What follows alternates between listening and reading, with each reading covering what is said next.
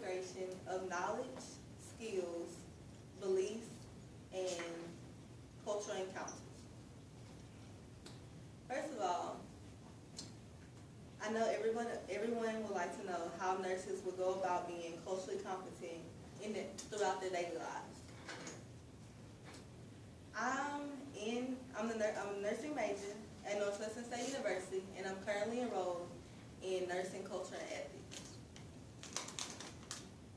So when it comes down to being culturally competent, it's a lot of things that go into play.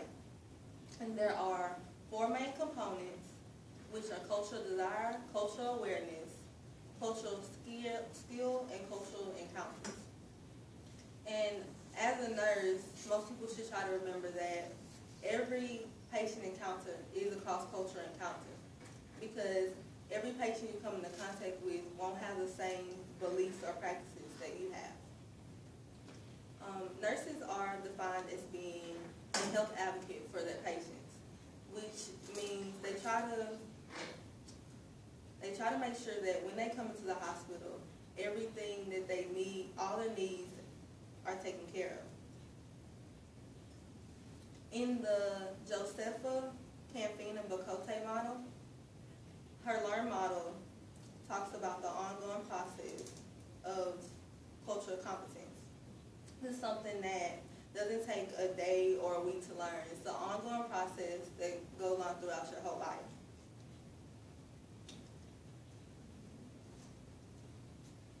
And the requirements, to talk about one of the requirements for cultural competence, is cultural awareness.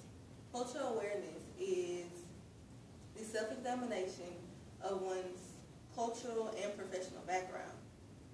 So in order for a nurse to be cultural competent, he or she has to examine their own biases and prejudices so that when they take care of a patient, their beliefs don't get in the way of their patient's belief in healthcare.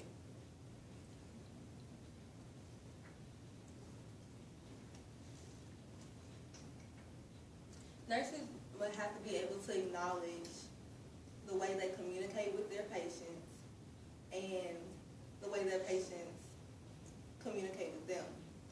In Bocote's LEARN model, LEARN means listen, explain, recommend, negotiate, and acknowledge. When we talk about listen, it means to listen to your patients when they talk about the different symptoms that they're having. And when we talk about to explain, we explain to them why they have these symptoms. And when we recommend what treatments or medications can solve their problems. And when we negotiate what things they can and cannot do, or some things that they can do, not all the time, but every so often. So in my nursing culture and ethics class, each group will assign a different culture so that we can become a little bit more culturally competent. So my group ended up getting the culture of Hispanic Mexican Americans.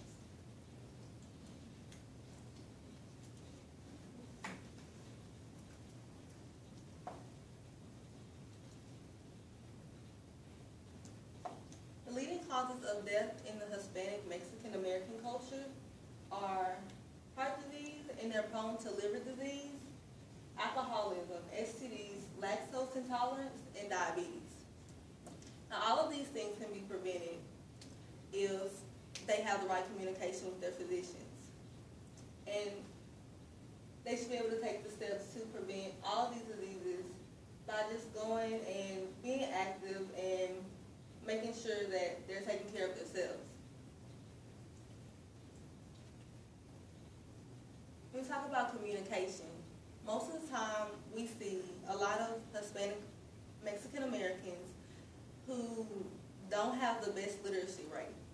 So when they come to a physician's office, they're most likely to be discouraged to come back because they don't understand what the physician is telling them, and they don't understand the dosage of their medicines, which could be fatal or cause serious injury if taken in the wrong dosage.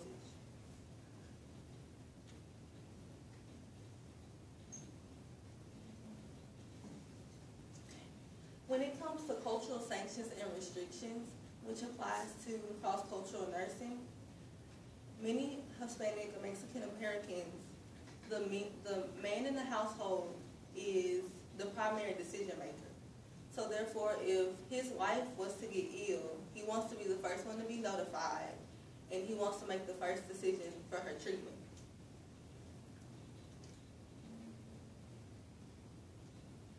Respect is one of the biggest considerations in the Hispanic Mexican American culture. So when it comes down to respect, a patient wants someone who will look at them as an individual that is equal, so that this will encourage them to have a very trusting relationship with their physician, which will make them come for regular preventive care visits and to prevent them to come into the emergency room.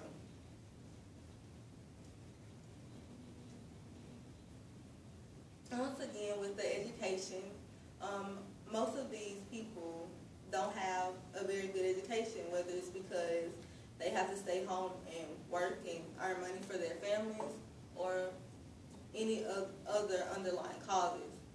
But that's another reason why, as nurses, we should be able to come up with a plan to where our patients, whether they have enough money or they have too little money, they can still be able to come and get treatment for whatever illness they may have. So my question to you is, you should think about when, as a nurse, what things that we can always do to make sure that we're communicating with our patients effectively, no matter what culture they come from. Thank you.